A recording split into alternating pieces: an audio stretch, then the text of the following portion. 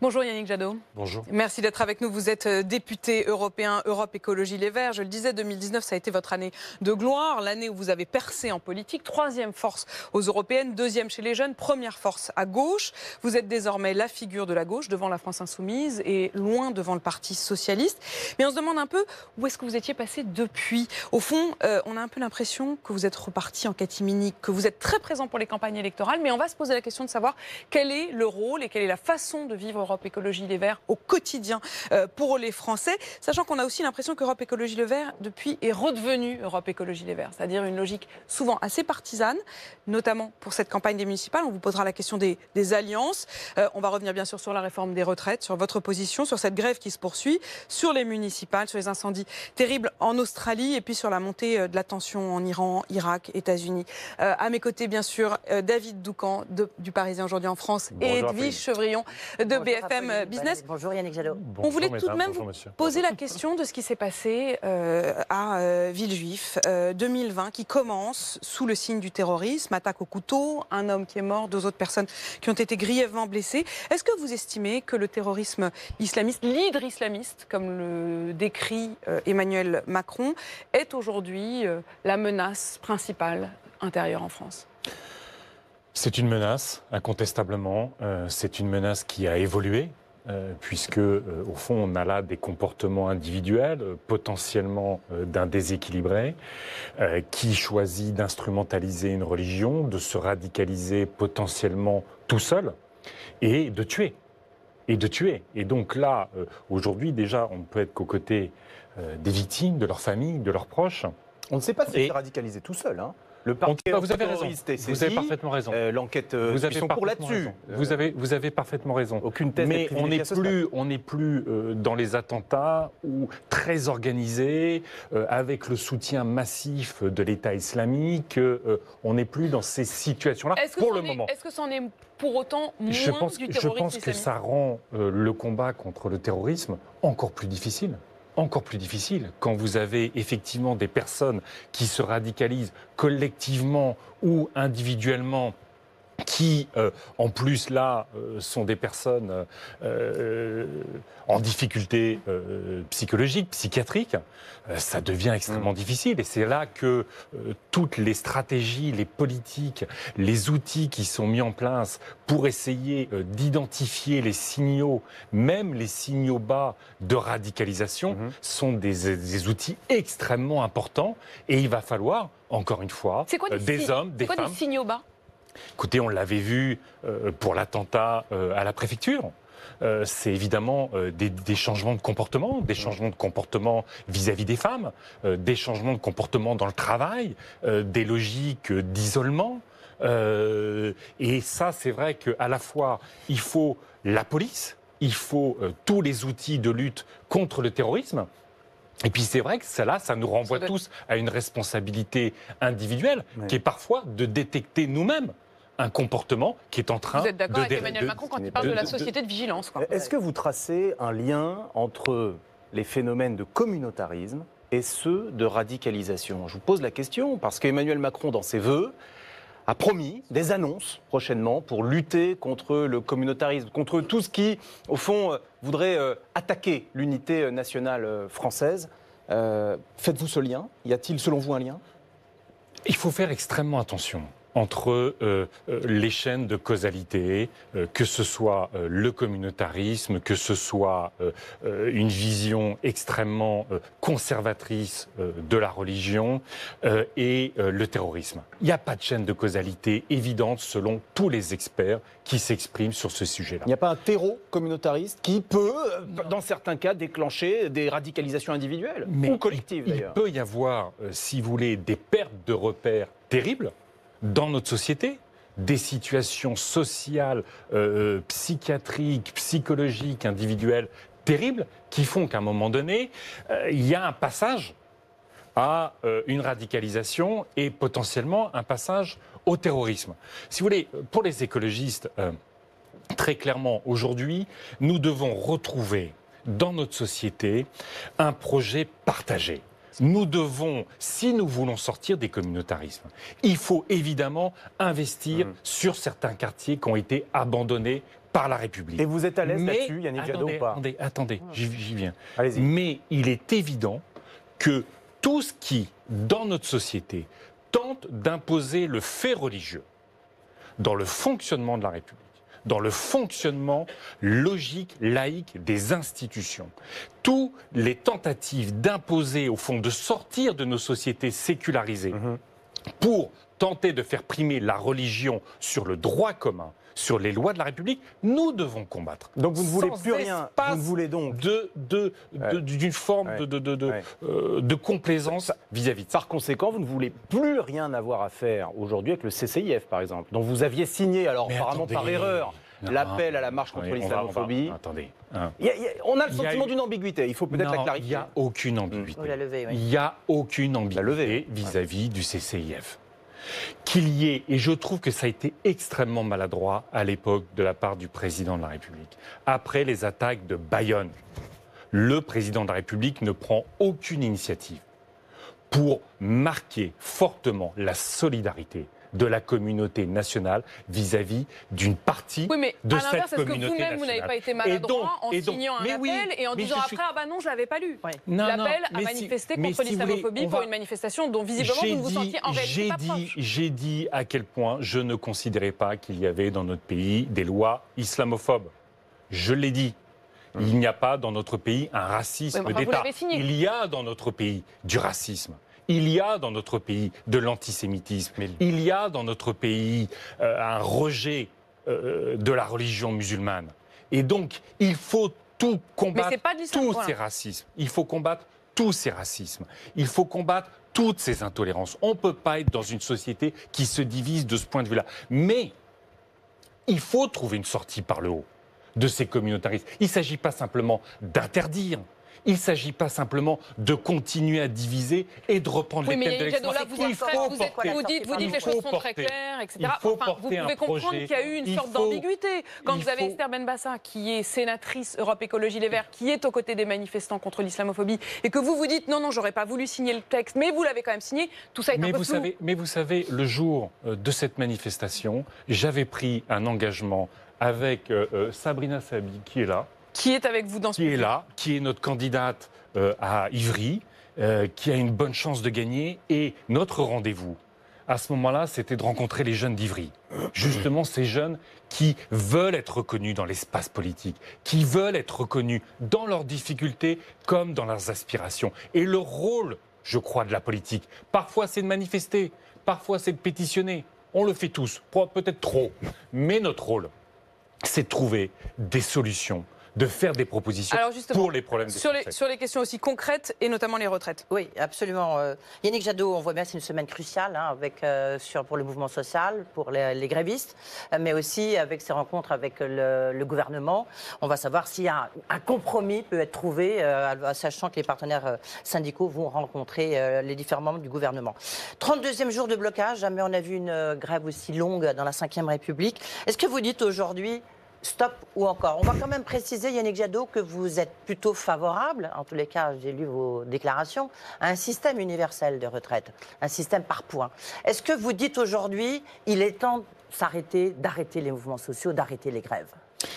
Si vous me permettez, je vais un peu inverser l'ordre des sujets, parce que tout ce qu'on raconte sur les retraites, et c'est important, ce dont on débat aujourd'hui, c'est nos conditions de vie, pour quelques années, parfois quelques décennies, une fois qu'on a arrêté de travailler. Donc c'est un sujet absolument essentiel pour la société. Mais c'est l'avenir. Sinon, il n'y aurait pas cette mobilisation. Vous avez raison. Et c'est l'avenir.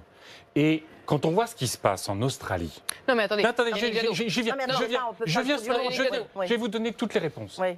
Mais quand on voit ce qui se passe en Australie, des sociétés totalement bouleversées par le dérèglement climatique, quand on lit les scientifiques sur ce qui se passe en Arctique, quand on voit qu'en 25 ans, les échelles dont nous parlons, nous avons réduit, selon les espèces, en termes de biodiversité, de 25 à 60. S'il y a le chaos climatique, quel est le rapport avec les retraites? S'il y a le chaos climatique, s'il y a la disparition du vivant, pour nos jeunes, comme pour nous aujourd'hui, la question des retraites ne sera plus le sujet majeur de nos sociétés. Mais la question des grèves et des blocages, elle se pose aujourd'hui. Non, mais c'est important de dire où on se projette. Parce que ce sujet Aujourd'hui, plus personne ne comprend rien en réalité sur ce qui est sur la table. Bon, déjà, est-ce que vous dites stop ou encore? Non, c'est juste Je pour dis essayer de stop, cerner les différents problèmes, Yannick stop Jadot. au projet du gouvernement. Vous Je demandez dis son retrait très clairement qu'on comprenne bien. qu'aujourd'hui, vu la confusion extrême dans laquelle sont tous les Français, le gouvernement a réussi à faire une non-consultation pendant 18 mois. Ouais. On ne comprend plus rien.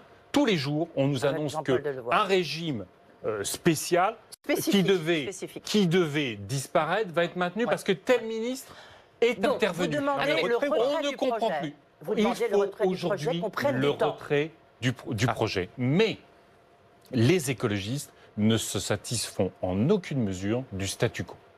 Aujourd'hui, ce projet, il est injuste. Mais la situation actuelle, elle est injuste. Quand vous avez un ouvrier qui a une espérance de vie de 6 ans de moins qu'un cadre, de 10 ans de moins en bonne santé, c'est ce que les démographes appellent la double peine. C'est-à-dire qu'à la fois, vous avez des années de vie en moins et des années de souffrance Donc il en faut un plus. nouveau projet. Il faut un nouveau projet. Quand vous Système avez universel, basé sur un système universel. nous Yannick sommes, Jadot. nous C'est ça que sommes, vous défendez. nous hein. sommes pour la convergence du salariat en termes de régime. Nous voulons cette convergence, mais à une condition, c'est que ça ne se fasse pas sur le principe du moins 10 ans. C'est que ça se fasse pour que, démocratiquement, collectivement, nous décidions de notre avenir. Il y a différents points, si vous me permettez. Allez-y, allez-y. Au fond, l'hypothèse implicite de cette réforme, c'est qu'il faut faire des économies.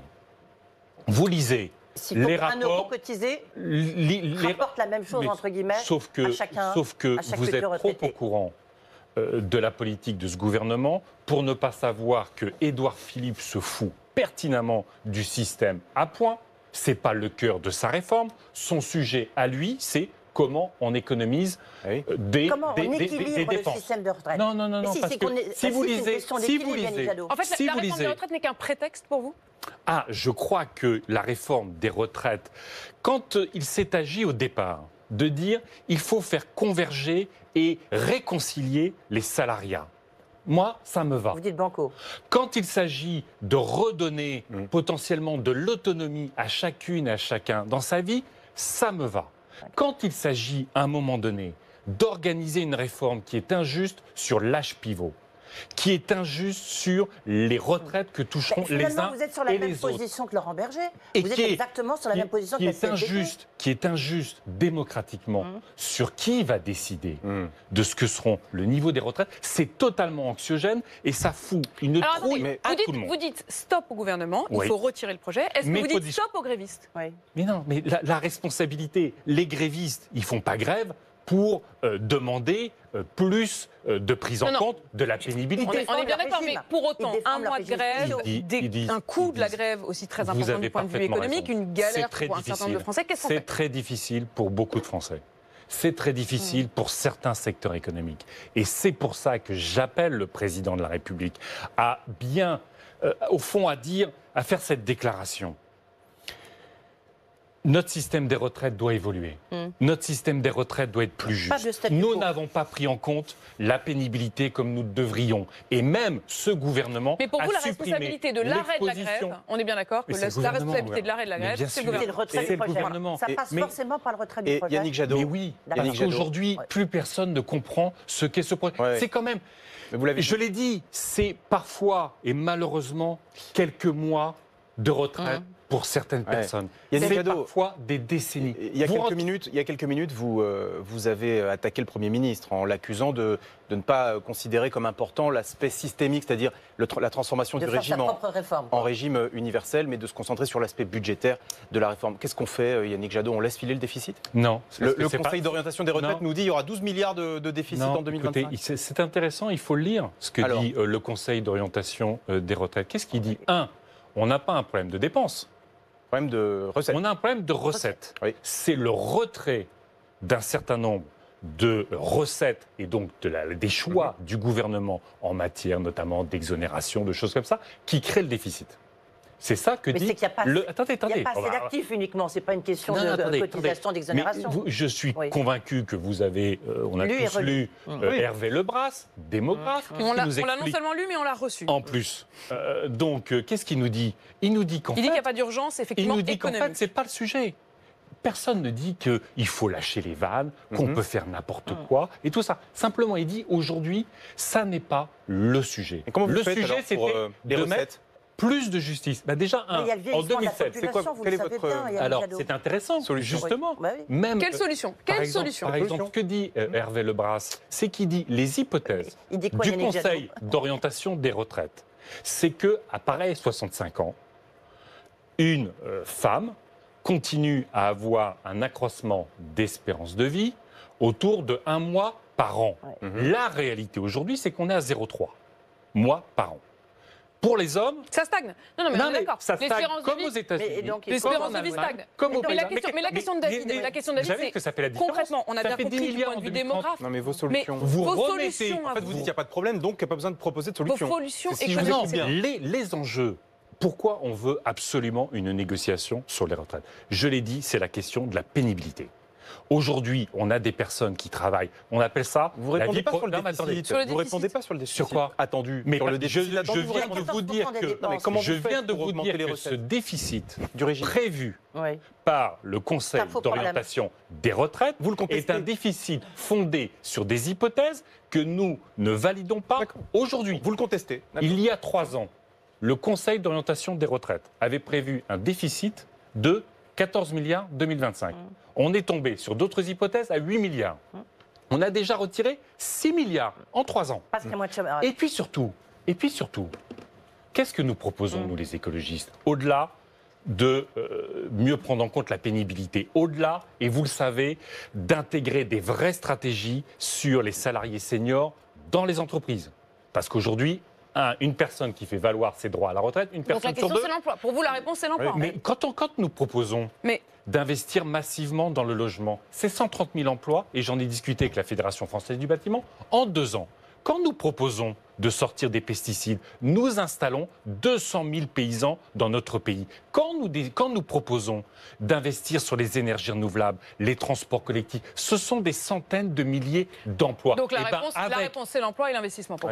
C'est quand même sortir par le haut d'un sujet essentiel qui est de redonner du boulot qui a du sens, du boulot qui participe d'une mobilisation de la société autour du climat et de la justice sociale et de la solidarité. Précisément, Yannick Jadot, dans un instant, on va parler de l'Australie, bien sûr. Mais une dernière question sur ce sujet. Est-ce que vous irez, oui ou non, à la manifestation du 9 janvier? Oui, vous y serez. Oui. Comme vous étiez au 5 décembre.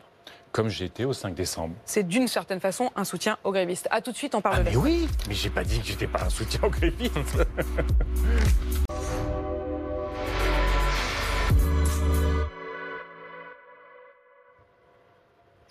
Poursuite de ce BFM Politique avec vous, Yannick Jadot. On part tout de suite en Australie. Oui, avec cette situation édifiante. 24 morts aujourd'hui recensés parmi la population. Des centaines de millions d'animaux aussi tués ou gravement blessés par ces incendies gigantesques qui ravagent ce pays continent. La forêt humide, la plus ancienne de notre planète. Elle remonte au Gondwana, il y a 600 millions d'années, commence à être touchée par les flammes. Question pour commencer très simple. Est-ce que pour vous, cette catastrophe-là est la conséquence du dérèglement climatique ? Absolument, c'est ce que disent les scientifiques. Ce n'est pas simplement la question de mon avis. On a des vagues de chaleur exceptionnelles, uniques, des températures qu'on n'a jamais vues. On a eu pendant des années de telles sécheresses liées aussi au dérèglement climatique et ça construit une situation absolument dramatique. Vous l'avez dit, l'Australie est un continent tellement éloigné que vous avez beaucoup d'espèces endogènes. Qui n'existe pas ailleurs. Qui n'existe pas ailleurs. On est sur un demi-milliard d'animaux qui ont été brûlés ou asphyxiés ou assoiffés. On a des morts, évidemment, des zones entières qui ne seront plus habitables pendant longtemps. Et c'est le dérèglement climatique. La situation, le pire, c'est que nous voyons ça en Australie. Nous avons eu tous les rapports sur l'Arctique il y a quelques jours, disant à quel point la fonte de la banquise, la fonte des glaciers était là aussi dans un phénomène d'emballement, d'accélération. On a les inondations, on a les catastrophes un peu partout. Et le message des écologistes, dans le monde entier, évidemment, on est avec nos collègues australiens qui se battent contre un Premier ministre qui est climato-sceptique, qui continue à défendre ce qui alimente le dérèglement climatique massivement, le charbon. Donc on est dans un monde de dingue. Est-ce qu'il faut s'exprimer au nom de l'Europe? Est-ce qu'il faudrait que l'Europe soit plus présente? Vous vous rendez compte qu'on négocie un accord de libre-échange avec l'Australie? Moi, je n'ai pas entendu le président Macron. Ça nous, vous dit stop. Ces accords de libre-échange, nous les combattons. Il avait stoppé le Mercosur, c'est vrai. Oui. Et là, Bolsonaro a d'ailleurs sur le Mercosur, on commence à plus entendre trop non plus sur la question de l'accord de libre-échange. Vous le trouvez là-dessus Non, mais ce que je veux dire, c'est que l'Europe, dont la politique commerciale est une compétence très forte, doit peser sur tous ces pays. Il ne suffit pas simplement qu'ils aient signé mais comment vous voulez ou peser ratifié. Auprès du Premier ministre, oui. Mais parce que, à un moment donné, l'Australie. Oui, mais nous sommes tous victimes. Il y a les victimes australiennes aujourd'hui, mais la politique pro-charbon de l'Australie, nous en subissons tous les conséquences. Et ce sont toujours les plus vulnérables qui subissent ces conséquences. Donc, ce que je veux dire, c'est que le niveau d'alerte est tel. Et finalement, nous sommes aujourd'hui dans une société où nous pouvons décider de la société que nous voulons. Nous sommes à un moment de l'histoire. Il n'y a pas souvent de moment dans l'histoire des sociétés où nous pouvons décider à l'échelle de l'humanité de ce que nous voulons et pas simplement on rêve en le faisant. Aujourd'hui, mais c'est renoncer à la croissance économique, c'est renoncer à une société de consommation, c'est renoncer à quoi? Non, mais c'est quoi? Ce que nous proposons, c'est à la fois une société de protection, protéger la santé, l'environnement, les droits. C'est une société de projection. Éviter le chaos climatique, l'anéantissement du vivant, c'est s'autoriser un avenir bienveillant. Donc c'est une projection positive dans le temps. C'est aussi une projection dans l'espace. Nous sommes une humanité confrontée à un défi, nous devons le faire ensemble. C'est une autre projection dans l'espace. C'est retrouver à l'échelle de nos territoires, de nos villes, de nos villages, la maîtrise des déplacements, du logement. On va précisément revenir aussi à toutes ces questions au niveau local, mais encore un mot sur l'Australie. Pour finir sur la croissance économique, ce que j'ai défendu avec Daniel Cohen, Laurence Tubiana, Guillaume Duval, Dominique Méda et tous les écologistes, c'est l'idée d'un Green Deal européen. Nous avons aujourd'hui la possibilité d'investir dans nos logements. On emprunte à des taux zéro ou à des taux négatifs. Si on investit dans le logement, c'est rentable. C'est en moyenne 500-600 euros d'économie de pouvoir d'achat. C'est lutter contre la précarité énergétique qui touche en Europe 54 millions de personnes, en France 7 millions de personnes. C'est créer, je l'ai dit tout à l'heure, 130 000 emplois d'artisans sur tous nos territoires dans l'année ou dans les 2 années qui viennent. J'en ai discuté avec la Fédération française du bâtiment, avec les artisans. Ils sont prêts. Mais ce gouvernement, malheureusement, a choisi de réduire par 2 le budget de l'isolation des logements. Et nous devons le faire au niveau européen.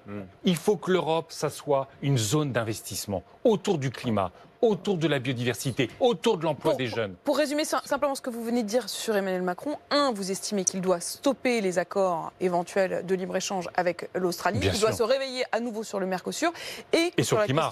Il doit se réveiller sur le climat. Se réveiller sur le climat. Bien sûr. Qu'est-ce qu'on a eu pendant les vacances de Noël? On a eu le décret sur les distances sur les pesticides, qui est exactement ce que demandaient les firmes agrochimiques, ce qui n'a rien à voir avec ce que donc il est dans la main des lobbies. Et de certains agriculteurs. Et c'est pour ça. Certains agriculteurs. Vous savez, c'est fondé sur les recommandations de l'ANSES. Non. Attendez. Là, et même l'ANSES, au fond, est très gêné dans la situation. L'ANSES dit la décision du gouvernement se fait sur des données des années 80. Des années 80. Le ministère de l'Agriculture lui-même, en 2016, avait envoyé une note au préfet en disant pour les cultures hautes, au moins 50 mètres. Donc vous avez tous les médecins. Ils ont 40 ans de retard au gouvernement? Emmanuel Macron a 40 ans de retard sur l'écologie? Sur la question du modèle agricole, sur la question des pesticides, je peux vous dire que c'est au moins 30 ans de retard. En Bretagne, Aujourd'hui, on est en train de financer avec l'argent public des élevages à 1 million de poulets. On est en train de refaire du béton et des porcheries. Qu'est-ce qui va se passer? Avec qui vous travaillez, Yannick Jadot, sur ces questions-là, justement? Avec les paysans. Avec les paysans, avec les chercheurs. Mais est-ce que derrière vous, il y a des chercheurs, justement? Parce que, vous voyez, il y a une idéologie, mais derrière, il y a aussi... Il n'y a pas d'idéologie, madame. Non. L'idéologie, c'est de croire qu'on peut continuer à financer un modèle agricole qui laisse un tiers de nos paysans avec moins de 350 € par mois pour vivre, un système qui abîme l'environnement, qui est en train de détruire la biodiversité, qui crée le doute dans l'alimentation, qui contamine et qui fait disparaître les paysans. Ça, c'est de l'idéologie. Mais Le pragmatisme, ce qui est concret aujourd'hui, c'est d'utiliser les 9 milliards d'euros d'argent public européen lié à la politique agricole commune pour aider tous ces paysans à sortir du surendettement, à faire de l'alimentation de qualité et avoir des revenus décents tout en protégeant l'environnement. Ce qui se passe en Australie nous emmène sur un terrain quasi philosophique sur lequel vous devez sans doute prendre position. Vous êtes le leader aujourd'hui de l'écologie en France. 24 morts, je le disais, 500 millions d'animaux touchés. Certains des plus radicaux dans votre famille politique ne mettent plus de hiérarchie. Est-ce que, Yannick Jadot, l'homme doit rester primordial dans les politiques publiques? Est-ce que l'humanisme est compatible avec la défense de la planète? C'est un fondement de l'écologie, l'humanisme. Vous savez, moins il y aura de terres habitables, parce que désertification, parce qu'inondation, parce que dégradation, parce que montée des eaux. Et moins on pourra faire de la solidarité, et moins on pourra faire du partage. Au contraire, mais à court terme, notre écologie, elle est profondément sociale. Quand on voit quelqu'un comme Yves Cochet, qui vient de votre famille, qui... Ah bah oui, mais enfin, malgré tout, il a incarné, votre famille politique pendant longtemps. Aujourd'hui, il est en calèche, ce qu'on appelle même collapsologue, c'est-à-dire qu'il pense que tout va s'écrouler. Et une de ses premières mesures, c'est aussi de dire qu'il faut arrêter d'avoir des enfants. Oui, mais moi, si vous voulez, je ne suis pas du tout d'accord. Ça, vous n'êtes pas du tout d'accord. C'est sur la question de l'humain et de l'animal. Non, je trouve. Vous restez un humaniste, quoi. Mais tous les écologistes sont humanistes. Même ceux pas qui. Tous, non, mais si, humanistes, si, attention. Moi, je trouve terrible. Certains sont radicaux. Que ceux qui ont bien vécu aujourd'hui face à la leçon de dire il ne faut plus faire d'enfants, je trouve ça potentiellement. Enfin, je trouve ça vraiment choquant, je vais le dire. Par contre, ce qui m'inquiète, c'est qu'il y a beaucoup de jeunes dans notre société qui ne veulent plus faire d'enfants. Parce qu'ils se disent justement, le futur n'est pas bienveillant, ne sera pas bienveillant pour nos enfants.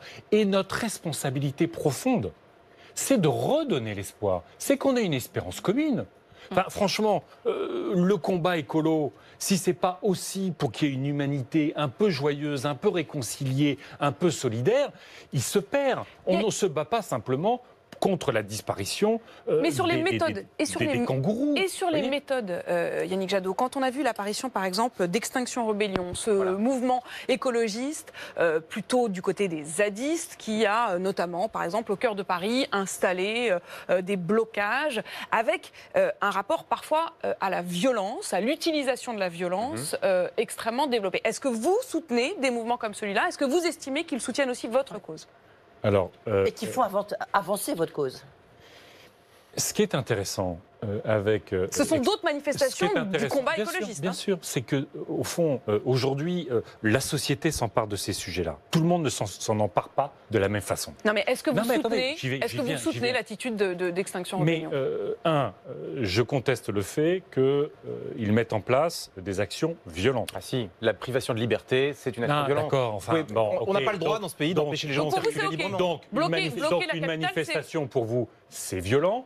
Donc, si elle n'est pas dans les règles de la République, oui. Quand on fait des journées sans voiture, quand on fait des quartiers piétons, c'est une contrainte sur la liberté de circulation. C'est décidé par des élus au suffrage universel. Ce que je trouve intéressant, c'est que ce soit pour les Gilets jaunes, comme pour Extinction Rebellion, ce ne sont pas des personnes qui s'extraient de la société et de la politique. Au contraire, ils disent l'espace public et l'espace de la reconstruction de la démocratie. Et moi, il y a des choses, vous savez, j'étais à Greenpeace, donc de la désobéissance civile, j'en ai fait. Mais nous, on attaquait, on bloquait une centrale nucléaire, une raffinerie, voilà. On faisait des actions sur les pollueurs.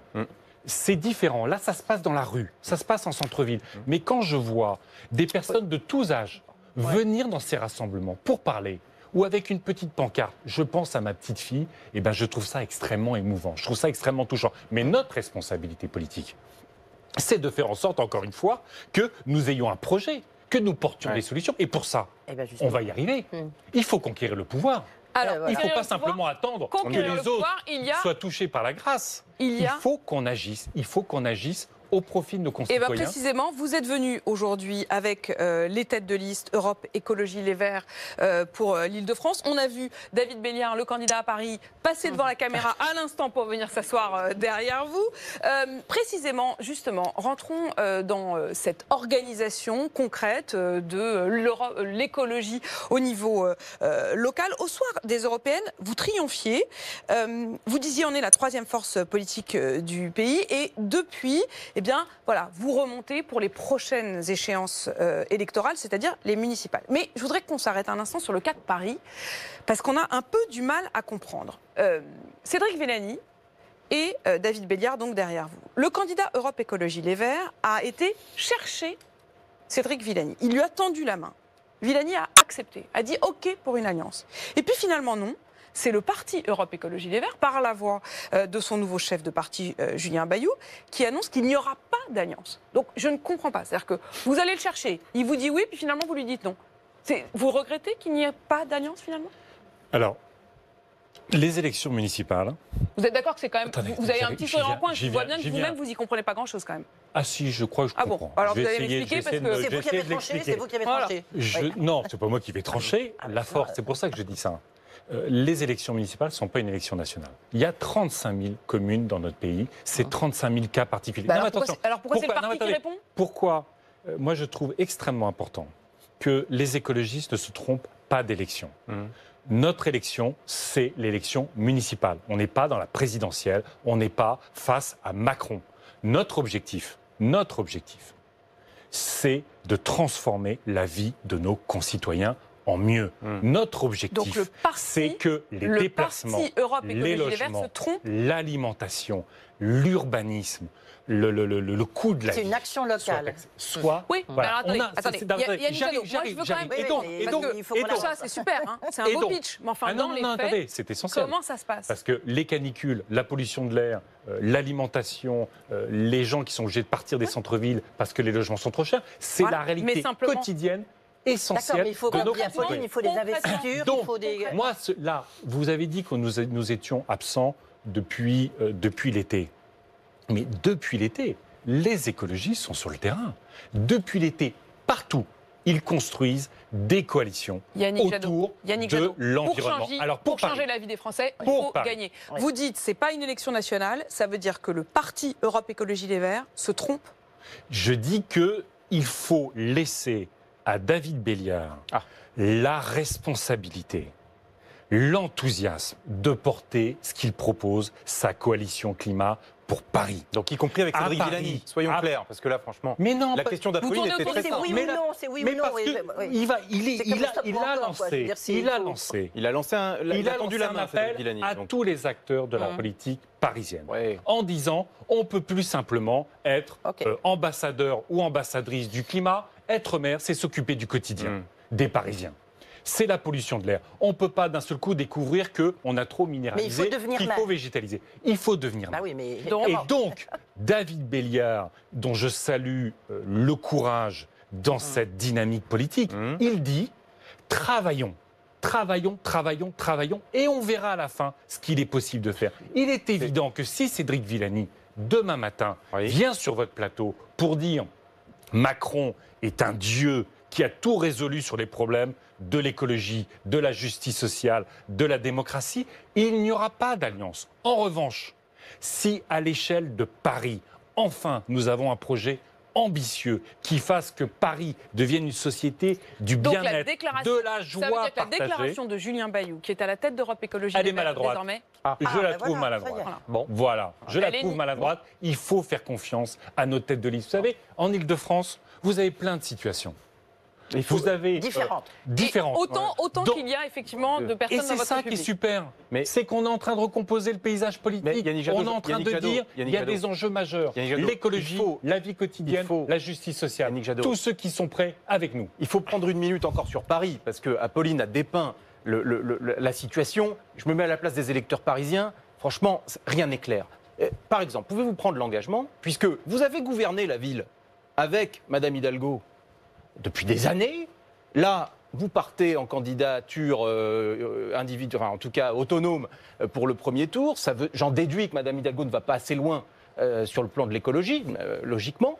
Est-ce que vous prenez l'engagement que dans un second tour, vous ne recommencerez pas exactement comme avant à gouverner la ville avec elle, si jamais elle est en tête après le premier tour?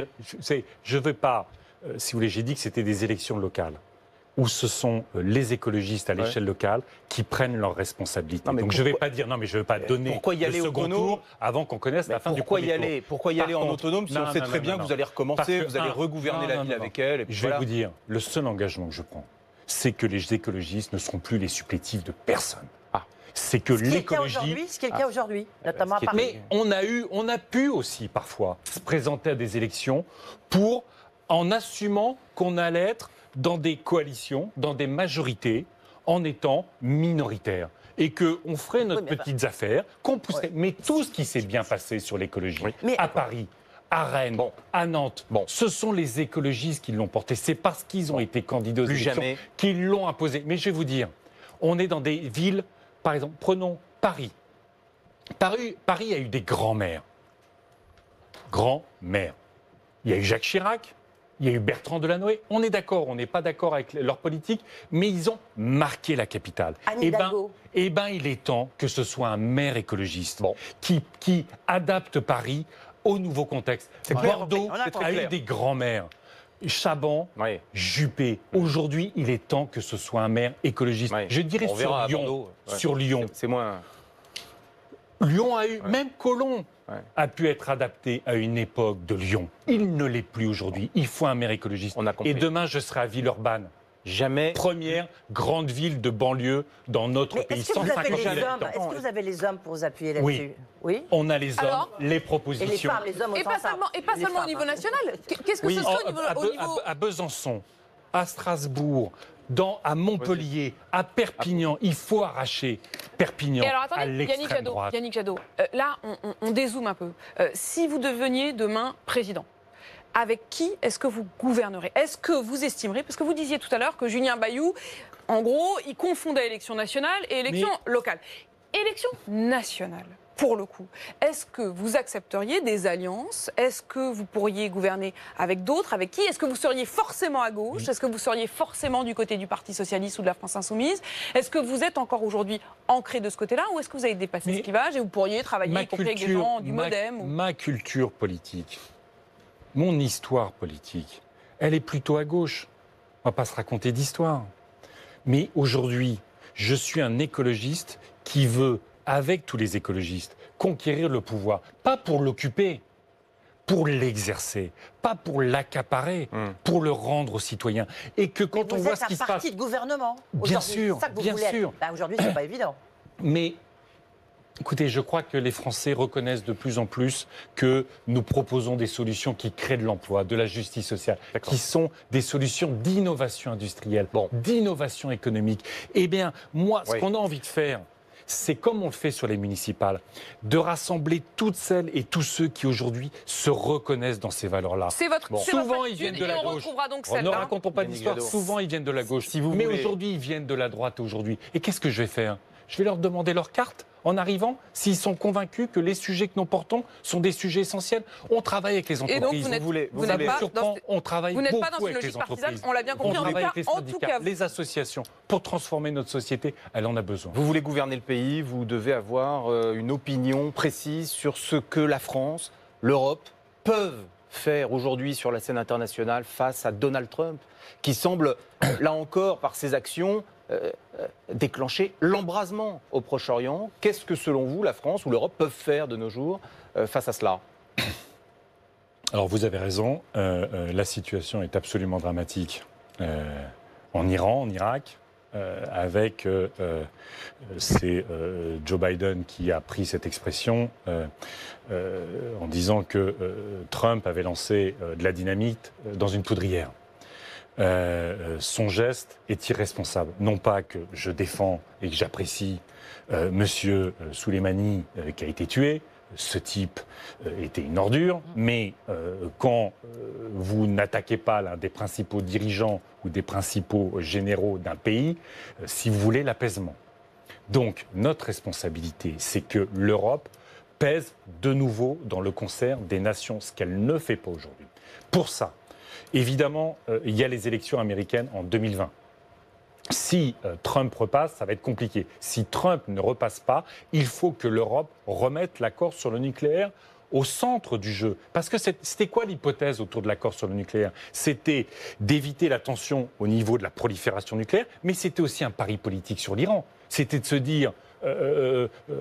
Khamenei va disparaître. Rouhani, c'est comme ça que ça se passe en Iran, désignera le nouveau guide suprême. C'était le pari d'Emmanuel Macron au moment notamment du G20 à Biarritz. Il faut y revenir et pour ça, l'Europe doit avoir une politique étrangère commune, ce qu'elle n'a pas aujourd'hui. Et c'est un enjeu de toutes les souverainetés. Merci beaucoup. Et juste pour finir, se libérer du pétrole, c'est aussi se libérer de la dépendance vis-à-vis de l'Irak, de l'Iran, de l'Arabie Saoudite et de la Russie. La boucle est bouclée sur l'écologie.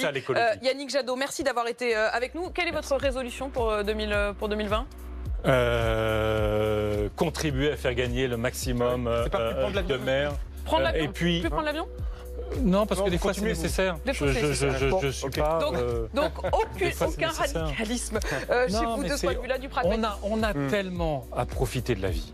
On peut tellement trouver les solutions de nous réconcilier et de nous apaiser. Et ça, c'est l'écologie. Peut-être que c'est ça qu'il faut nous souhaiter à tous pour 2020. Un peu d'amour. Profitez de la vie. Bienveillance pour 2020. Jadot, merci d'avoir été avec nous pour BFM Politique. Merci à David Doucan, à Edwige Chevrillon. L'actualité continue bien sûr sur BFM TV. Et je vous retrouve pour ma part à 18h pour Et en même temps. À tout à l'heure.